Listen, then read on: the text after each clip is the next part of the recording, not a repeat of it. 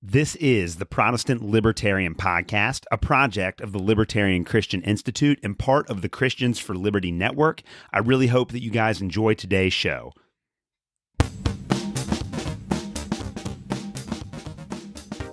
All right, guys, welcome to another episode of the Protestant Libertarian Podcast. My guest today is Dr. Allan Bevere. Dr. Bevere is a pastor and theologian who has written on the relationship between the church and politics. His 2011 book, The Politics of Witness, explores how Christians on the political left and right have compromised their values by embracing Christendom and what it means for the church to witness to the rest of the world. This book has had a profound impact on my thinking and remains deeply relevant today. We will be discussing this book and Dr. Bevere's perspective on the show today. Dr. Bevere, welcome to the Protestant Libertarian Podcast. Thank you. Glad to be here. I appreciate the invitation. Well, I was telling you before the show that I read this book in 2011, not long after it came out. I was still in Bible college, finishing up my degree in biblical studies.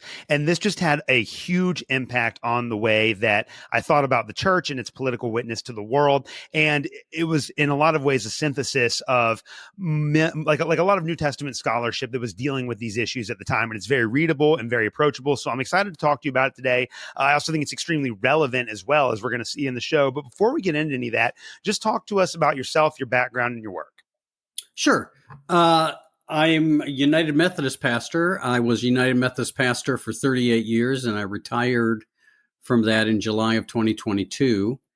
I have been an adjunct professor at Ashland Theological Seminary in Ashland, Ohio, for 30 years, taught in the area of theology and ethics and biblical interpretation. I did my PhD work at Durham University in Durham, England, and did some work at Duke Divinity School with Stanley Hauerwas, who was my advisor for my Master of Theology degree. And of course, if you read The Politics of Witness, you can hear Hauerwas in the book because I was very much influenced by him. So I am now retired. I am continuing to write and continuing to have a presence on social media. I publish a Substack, and am currently working on another book, and probably need to do an expansion of the book, The Politics of Witness, which I've said I've always wanted to do and just haven't done it yet.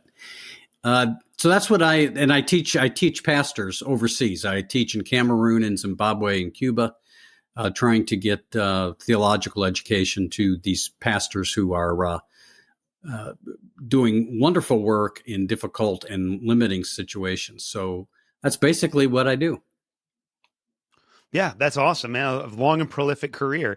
And this book that you published, it came out 14 years ago, I guess now. And obviously politics in the United States was a lot different then in many ways, but then also very much the same. And so even though this book was written at a different period of time, almost everything you say in the book remains deeply relevant for today. But I'm curious, like in 2011 was really interesting because and I think about this time a lot. This was really kind of like the heyday of anti-imperial readings of Paul and the New Testament more generally. And there was a lot of literature that was published on this. And as I was going through like my degree in biblical studies, I was exposed to a lot of this, what at that time was cutting edge scholarship. And so it was very popular, but your book does kind of chart a different course in that it's not strictly an intellectual book, but it's also designed to help guide the church in a certain direction. Like you want Christians to read this and have it change their perspective on the witness of the church to the world. So going all the way back to 2011, what motivated you to write that book? And how has your thinking about some of the major themes of this book developed over the last 14 years?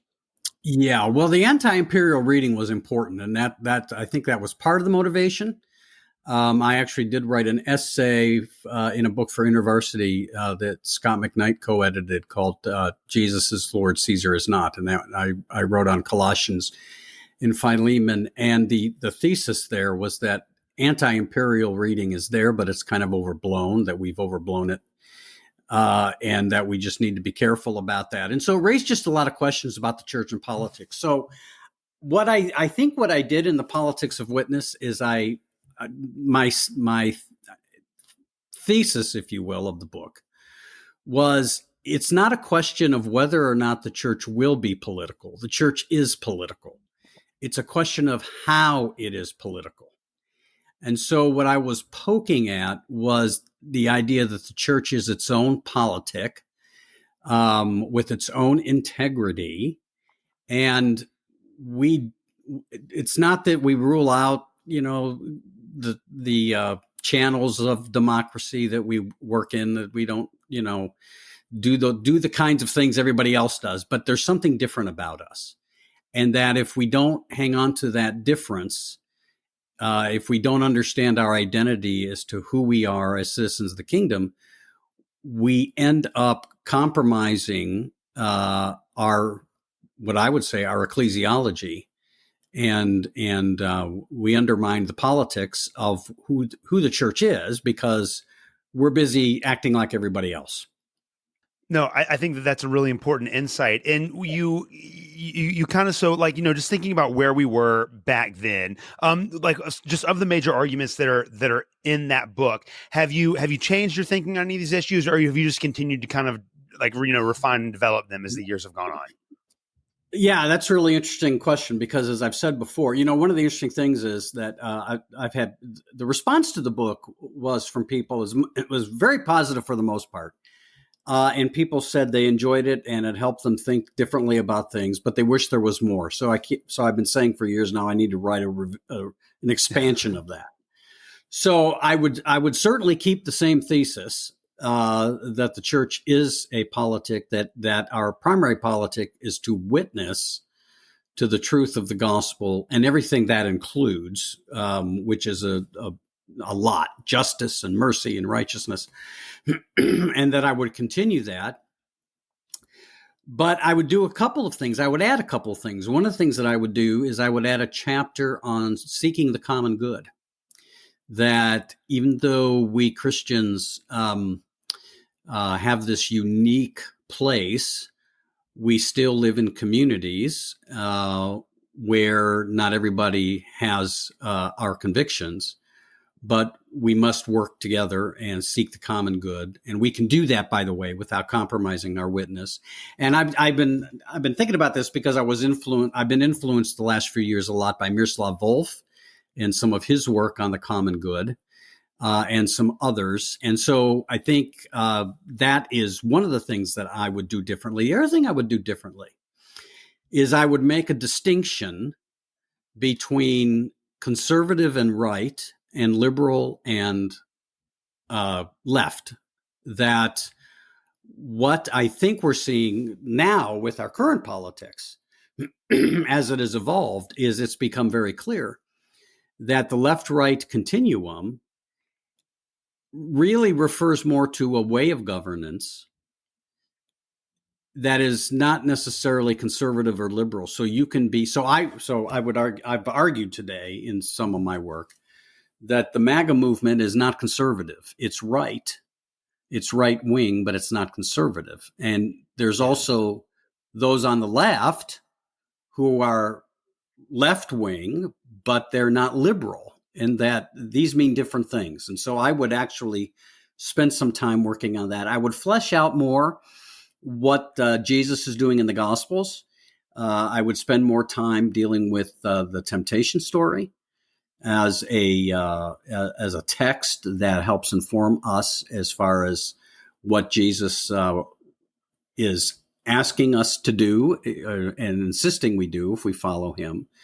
Probably would deal more with certain texts of the New Testament, like Romans 13, 12 and 13, and do some things in Revelation. I'm actually writing a book on Revelation right now, just some essays.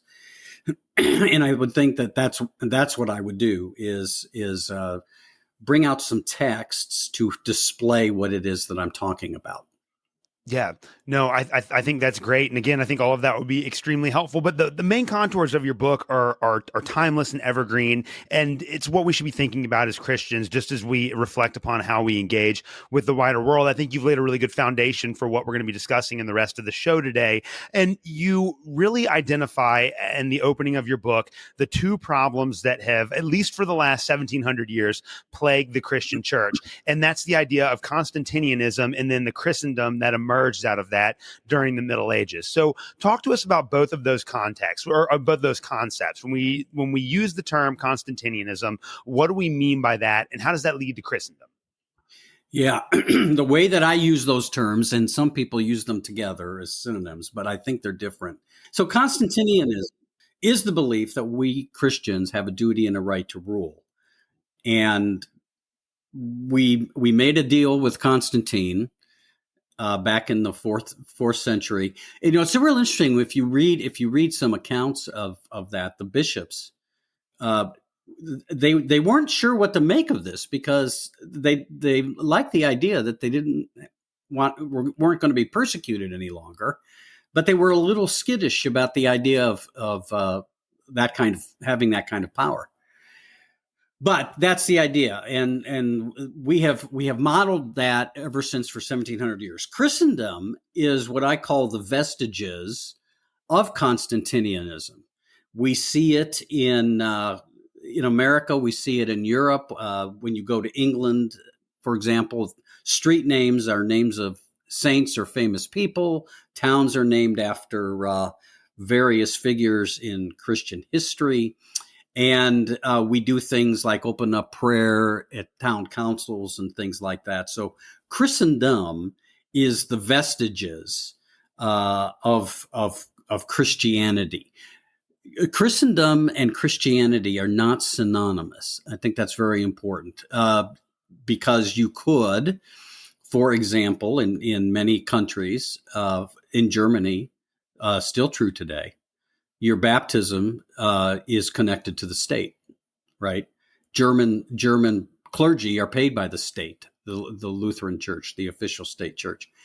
So Christendom is the vestiges of all of this. Doesn't mean that it's necessarily Christian. If I could add to that, just to make the point clear, people talk about America being a Christian nation, for example. I always qualify that and say, no, it is not a Christian nation. It is a nation that reflects Christendom. And that's different. Yeah. And at its heart, Christendom is really all about the appropriation of political power for the benefit of the church, right? That's really what that term represents. Right. That's right. Yeah. Yeah. And what's ironic, and you point this out in a chapter in your book, what's ironic about that is that, with Constantine, the Western church kind of fell into that trap of wanting to use political power in very much a worldly way, and thinking that maybe the kingdom of God could be imposed upon society by force. And ironically, they were repeating all of the mistakes that Israel makes in the Old Testament. So in what way do we see kind of, obviously it wasn't Christendom, maybe Hebrewdom or whatever you want to call it, but in what way do we see this exact same paradigm working itself out in the Old Testament with Israel? Yeah, I think that what happens in the Old Testament, and you can read the whole narrative in a way, that God in the first 11 chapters of Genesis is going big in a sense. He is working through the global population. You have the story of the flood, and then it finally ends with the Tower of Babel. The whole earth is of one language. And then after chapter 11, God basically says, well, this ain't working. So I'm going to start small. So he starts with Abraham, and he's going to found a nation, and this nation is going to be different. It's going to be different from all the other nations. And then they are going to be a light to the world and show the world the ways of God. Well, what happens in Israel's history is they end up looking more like the other nations. In 1 Samuel, when they want a king like all the other nations, and Samuel doesn't want to do that, God relents, lets them have a king. And by the time we get to the reign of Solomon, they get what they want. They look like the other nations. They've got a king who's an idolater, who has a harem. I mean, they don't look different, right? And so they go through exile and go through all of this. And so I think what you get then in the New Testament with the birth of Jesus is God saying, all right, I'm not working through nations anymore.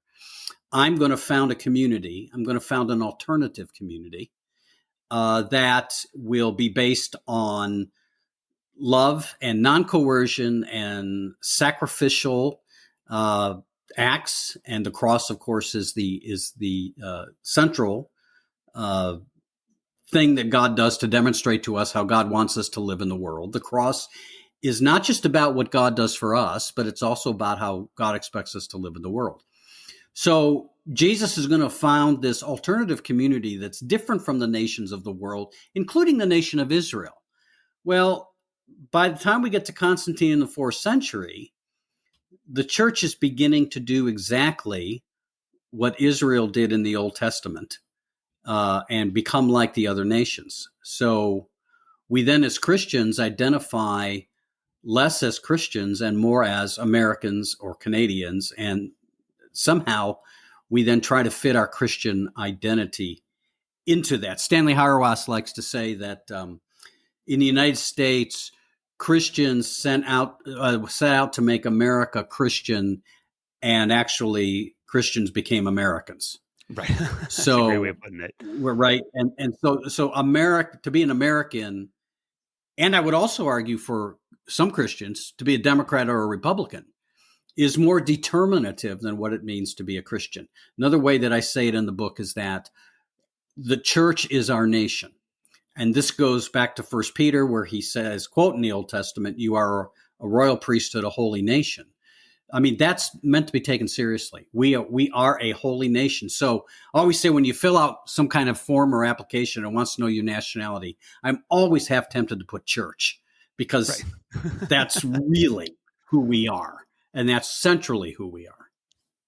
Yeah, and I mean, this idea really is central to the New Testament. And this is one of these things that when I preach and teach at my church, I find people having a really hard time grasping. But you have passages like Galatians 3:28, where Paul says that, in Christ there's no Jew nor Greek, slave nor free, male nor female, and the entire point is that our identity as Christians is completely shaped by our faith in Christ, and that means that we're a part of a different group, and that kind of transcends all of our our national identities or our social identities. It's not that those things are completely irrelevant, but that's not really what matters. And I think so many Christians, is like you were saying, we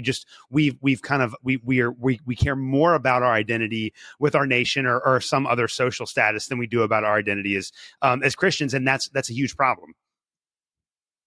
It is a huge problem. I say in the book, I quote, and I can't remember the theologian I quote, but basically says, the idea is what happened to Christianity, that in the Second World War, Christians, baptized Christians who were German and American and British, set out to kill each other.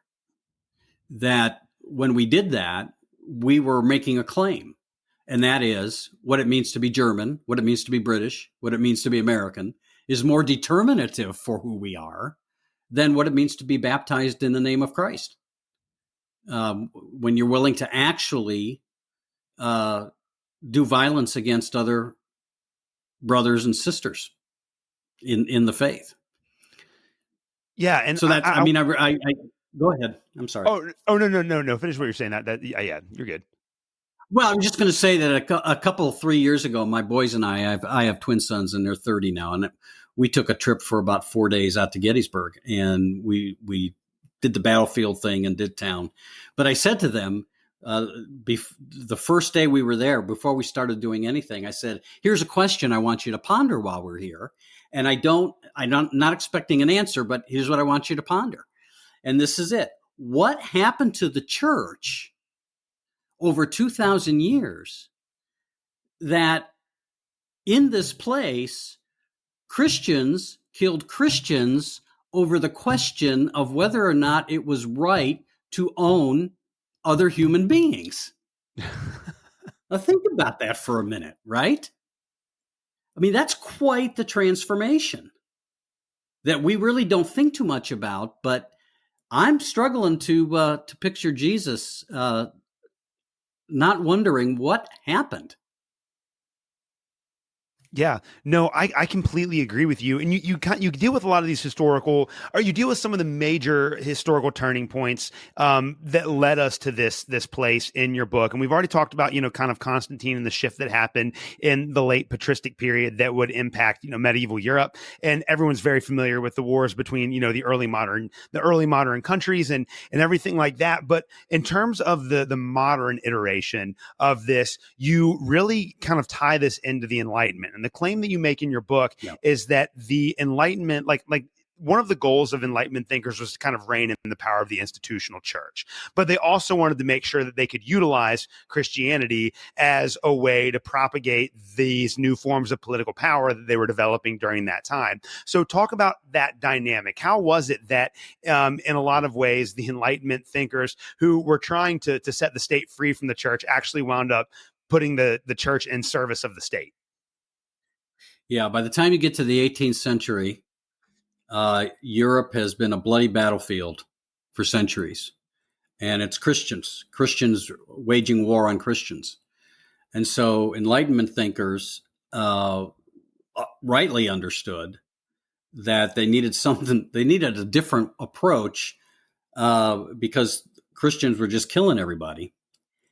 And you get actually James Madison talks about this in his, I want to say maybe it's the Federalist Papers. He talks about this, that what the American experiment is about is trying to create a situation where you marginalize religion in a way that we don't end up with more bloodshed because people are killing each other over doctrine. So, and which is true, doctrine and sacraments and baptism. What is interesting then is the Enlightenment then wants to make religious convictions, and here we'll talk Christian convictions. They want to make Christian convictions a matter of personal preference.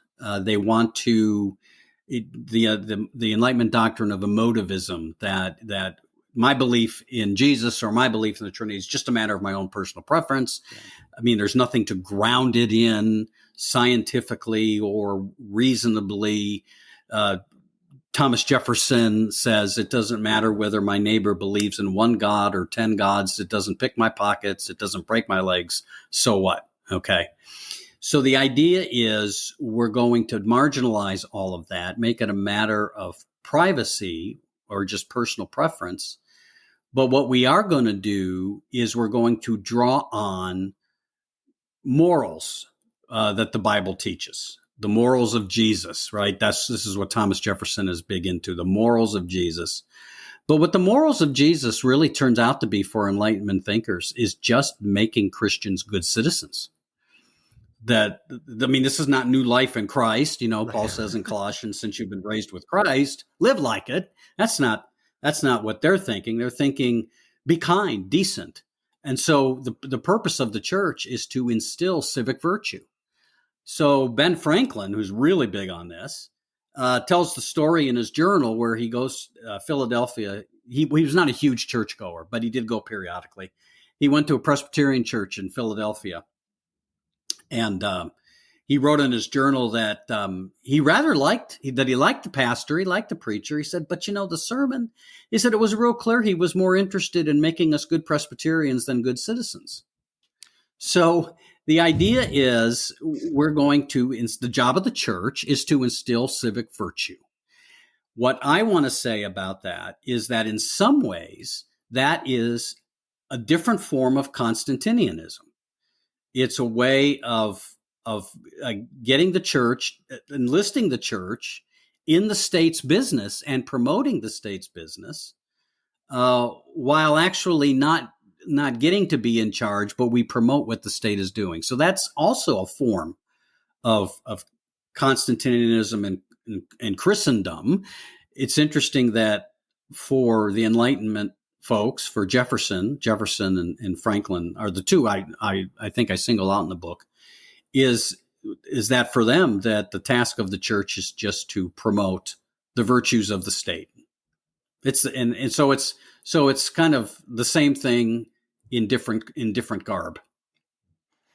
Yeah. And I think that that's been so kind of like deeply ingrained in our culture that many American Christians never stop and think that there is an alternative to this. And I remember that, I became a Christian when I was 15. So I was like going into my sophomore year of high school, and it happened over summer break. And I remember that first day of school when we had to stand up and say the Pledge of Allegiance, like something was different about it. And I just didn't feel comfortable with it anymore. But again, I guess if you grow up in an environment where every single morning you put your hand hand over your heart, and you say you say the pledge, and God's in there, one nation under God, and this is what we believe, then it would be very easy for American Christians to just never stop and think about their like political commitments as followers of Jesus. That's right. We are raised in a context not to question this. I was raised that way, and it took me going to college and having a Mennonite professor of religion who helped me start thinking about these things. But it's just something, and that's why you had mentioned when you preach on this, people are having trouble wrapping their minds around it. It's really hard when all of a sudden what has been just the norm and in the air of what it means to be a Christian, you've got somebody standing up there and saying, we've got to raise some serious questions about this. Yeah.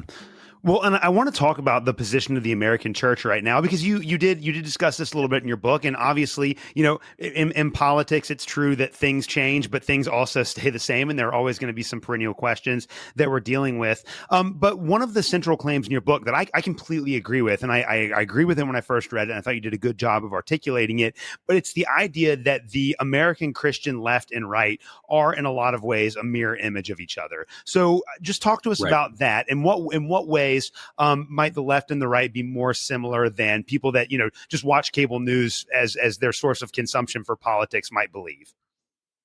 Sure.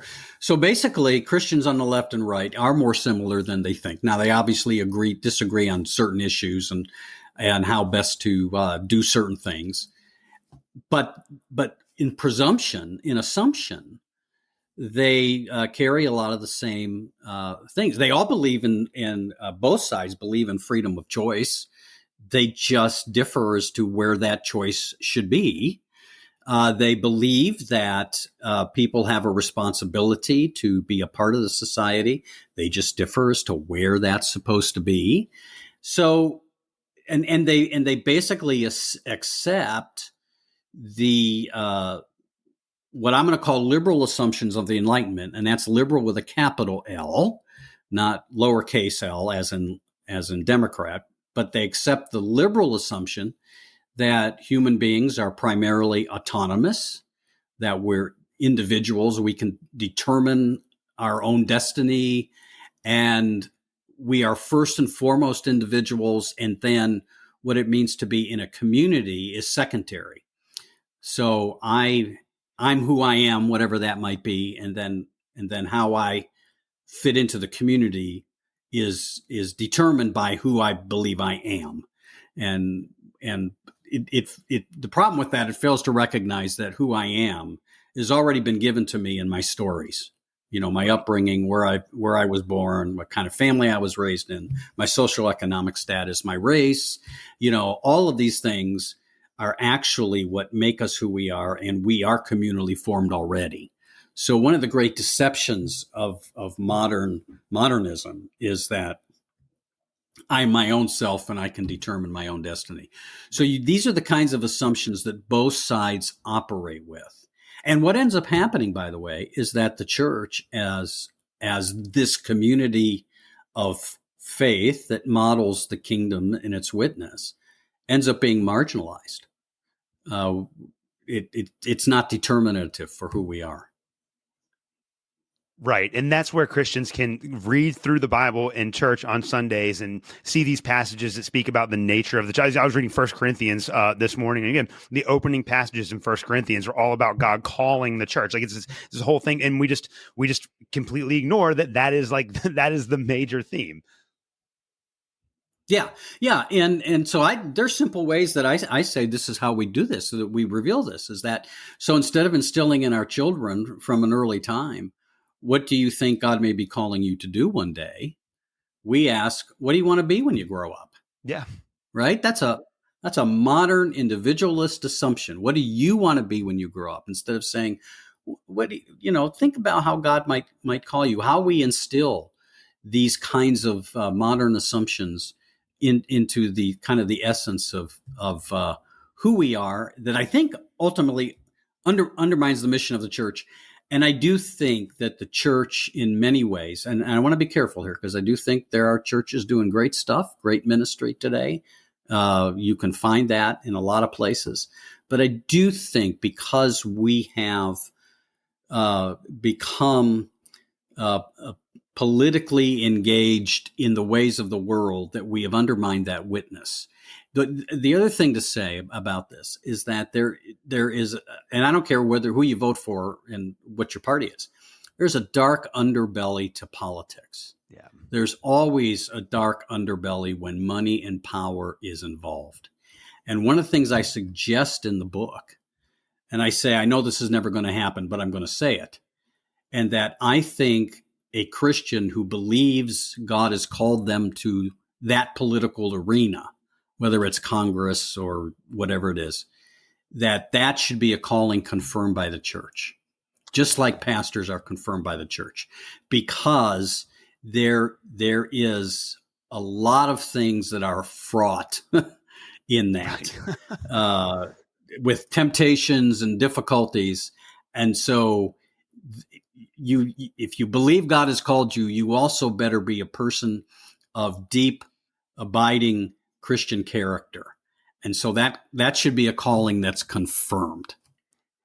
Yeah, I totally agree with that. And I think of just how, again, going back to your point that politics is a dirty game, I think about the way that American Christians, politics is extremely tribal, and people like to pick a team and they will ride or die with their team regardless of what policies they support. And one of the things that was so disappointing in the run up to the election, and I'm kind of and I guess just to show my cards here a little bit, like in terms of Christians and voting, I oscillate between the Anabaptist position that we probably shouldn't vote at all, which I know a lot of Anabaptists, and I have a lot of respect for them, and I think that there might be something to that. And then the perspective that my vote should always be a protest against like abusive forms of power. And I'm not really sure which one I land on, but I'm somewhere in between those two things. But I can also understand how people could reasonably vote for a particular candidate from a particular party for utilitarian reasons. They might say, well, this person is better than the other one.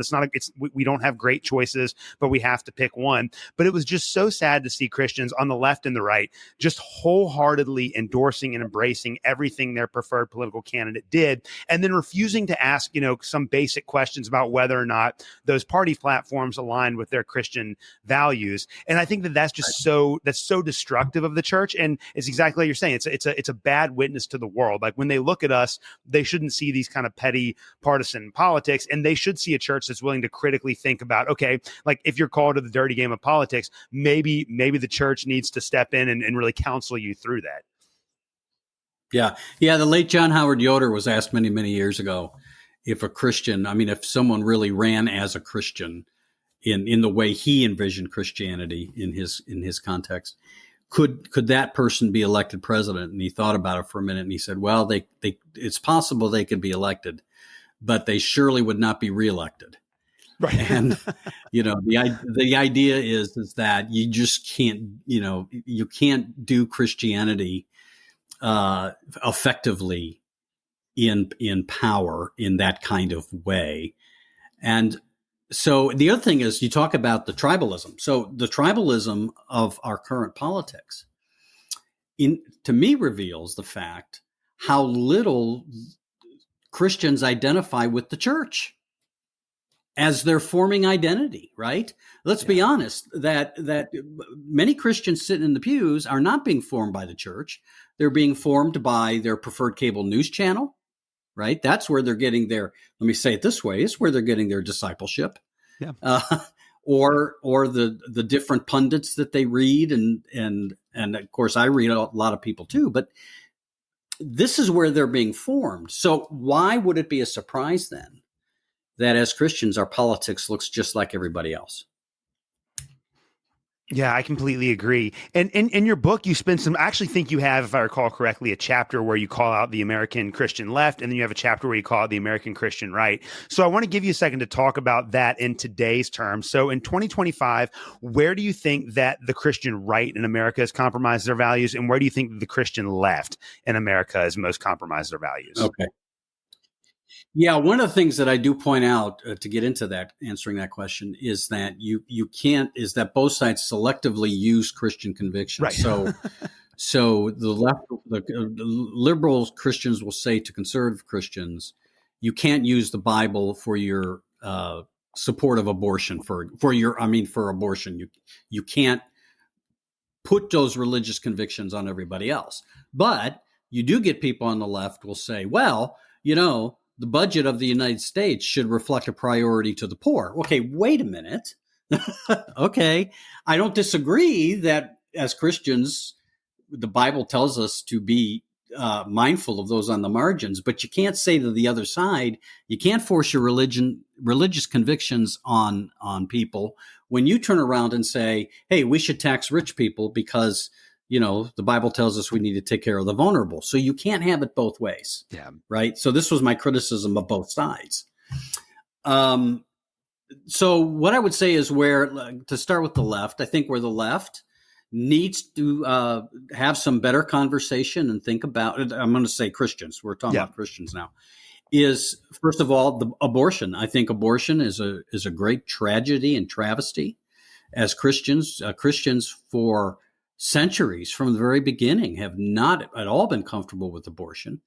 I want to be careful to say that doesn't mean I support some of the draconian laws that Republicans have made, because we've had a dozen women or so who have died because their pregnancies went south and they weren't able to get abortions. There's something about that that's not very pro-life to me. Okay.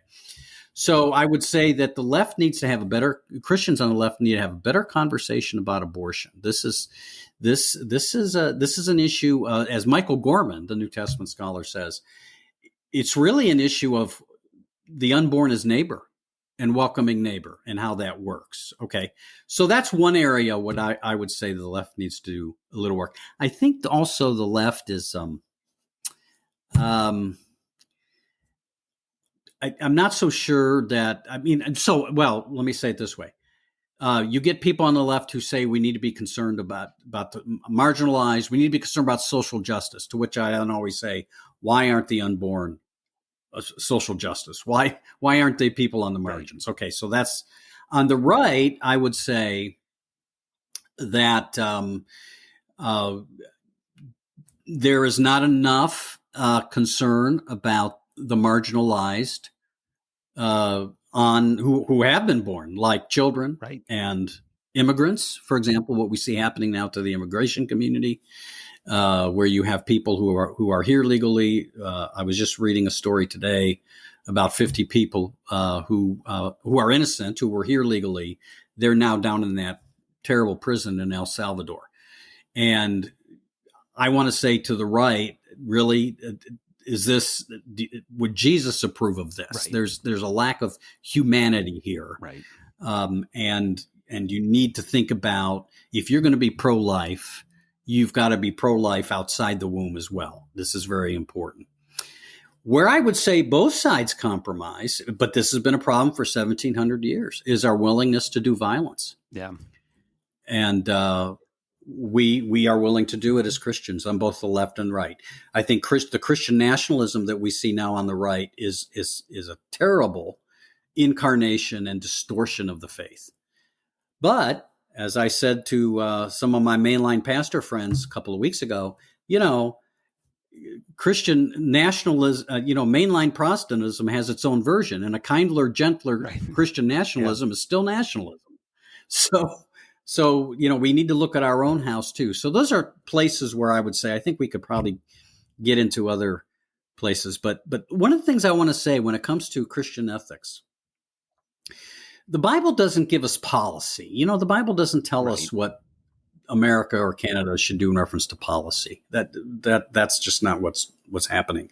But what the Bible does is it gives believers a posture and a place to stand where we look at these issues. Right. And so it's where we stand as we get into the nitty gritty of everything.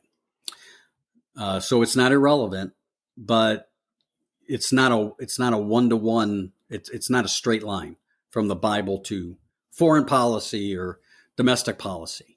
But for Christians, and this is where the bearing witness comes in. We as Christians, we have this posture of hospitality toward the immigrant. So we also understand that nations have to do things and control, immigration and have borders and all that. We know that. But we stand here to say to the state, hospitality and understanding that these people are created in God's image and that they matter to God. And I would say the same thing to the left on abortion. These unborn children matter to God.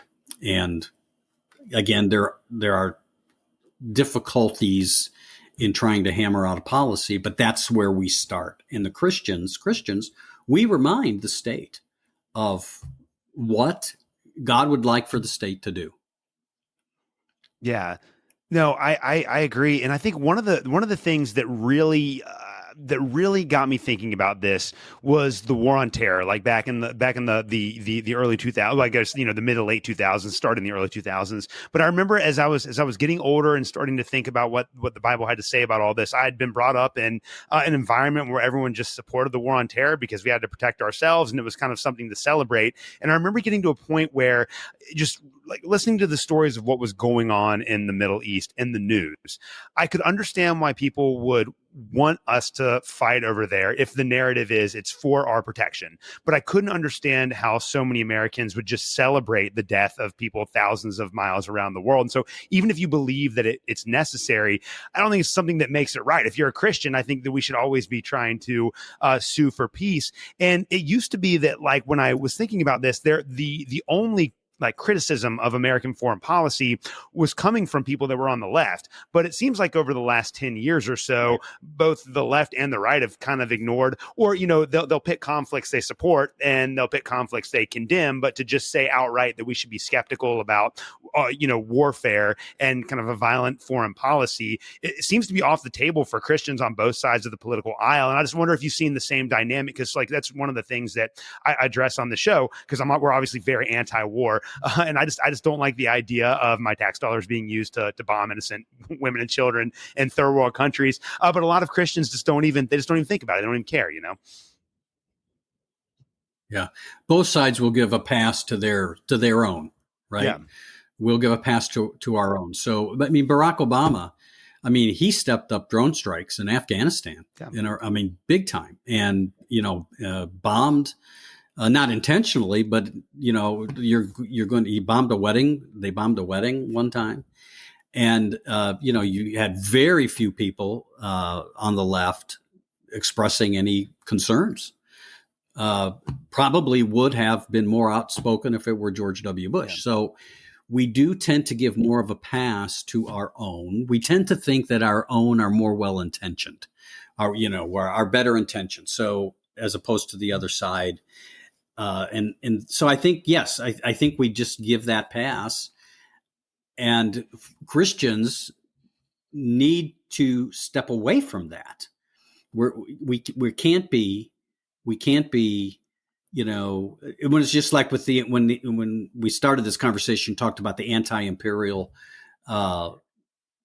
scholarship that was present when George W. Bush was president. One of the things that motivated the one book I contributed to, and I had a conversation with Scott McKnight about it, is that the only time we see anti-imperialism rears its head is when we get a Republican president. And then, when we get a Democratic president, all the anti-imperialists go back into the corner. And the purpose of the book was to say, wait a minute, imperialism is imperialism.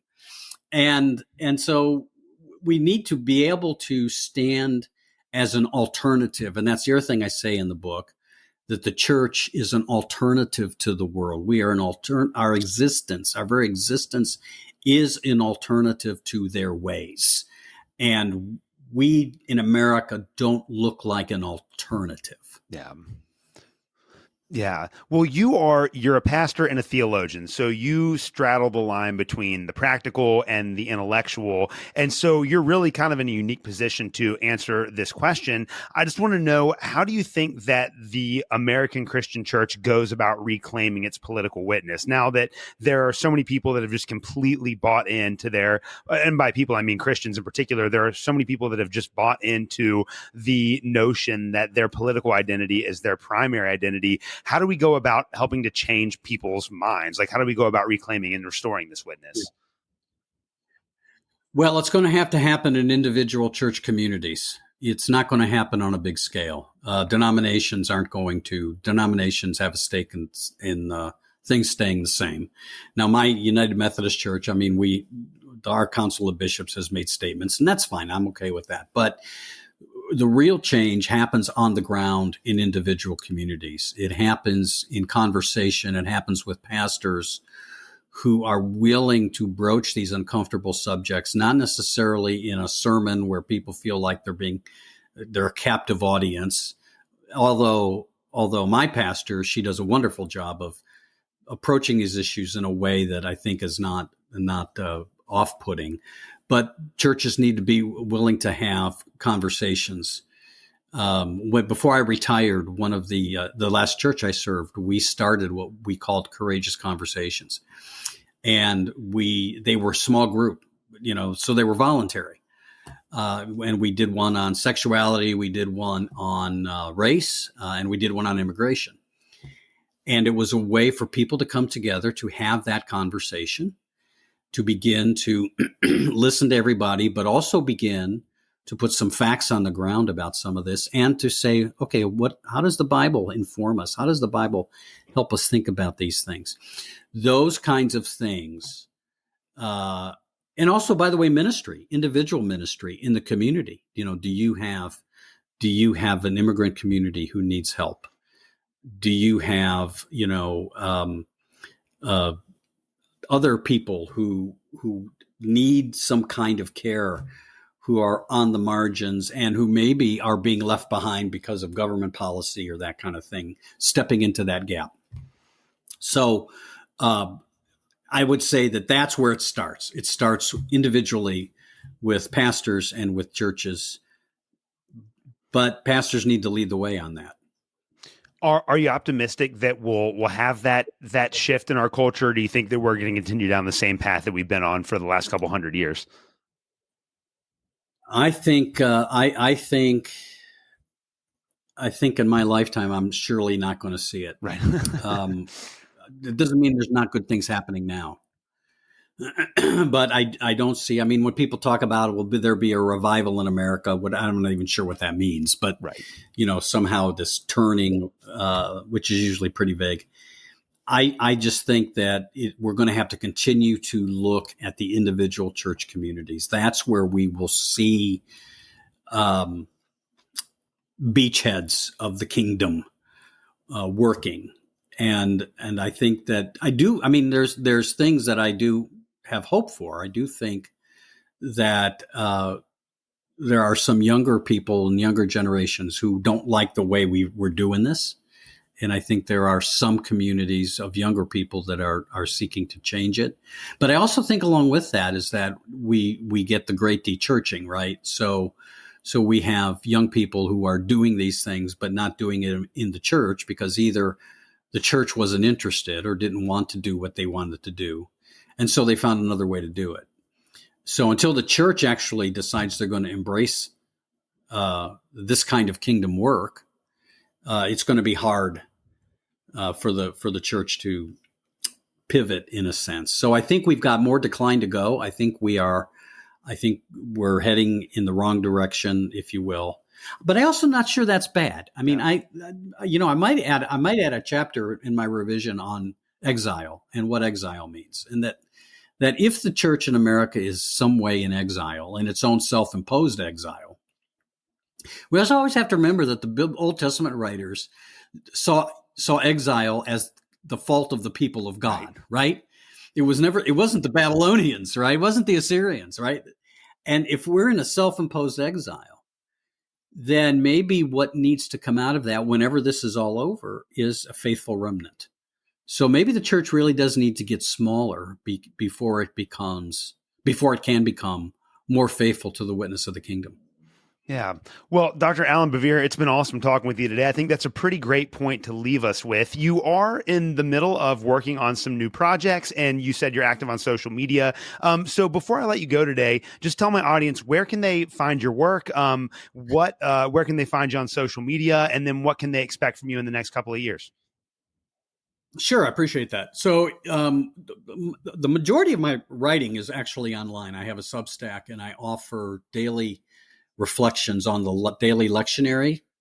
I also a couple posts every week, one or two other kinds of posts on various things. Right now, I'm doing a series on the Nicene Creed because it's the 1700th year of the Nicene Creed. And I'm also doing a series on John Wesley's sermon because I'm a Wesleyan. So you can find that at my Substack. And the best way to do it is just to Google my last name, Bevere, Bevere, like Revere, but with a B, and Substack. And it's called Faith Seeking Understanding.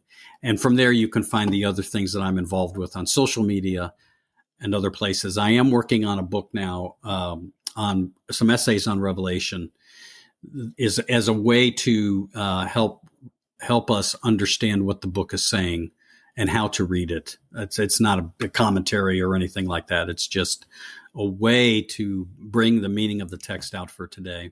And then I'm hoping maybe after that, I'm going to do exactly what I've been thinking to do, is that give a revision to the Politics of Witness and expand upon it, make it into more of a larger book, though not real large, but larger than it is. Well, that sounds awesome, and I cannot wait to read those books when they come out. Thank you again so much for coming on the show today.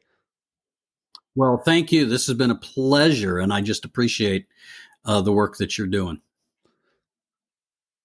Thank you for listening to another episode of the Protestant Libertarian Podcast. If you have any questions or comments, please reach out to me at theprotestantlibertarian@gmail.com. You can also find me on Twitter. You can follow me at the handle @ProLibertyPod. Again, that is @ProLibertyPod. And you can also visit me at theprotestantlibertarianpodcast.com. At theprotestantlibertarianpodcast.com, you can also support the Christians for Liberty Network and the Libertarian Christian Institute. Thank you guys so much for listening to this episode, and we will see you next Tuesday.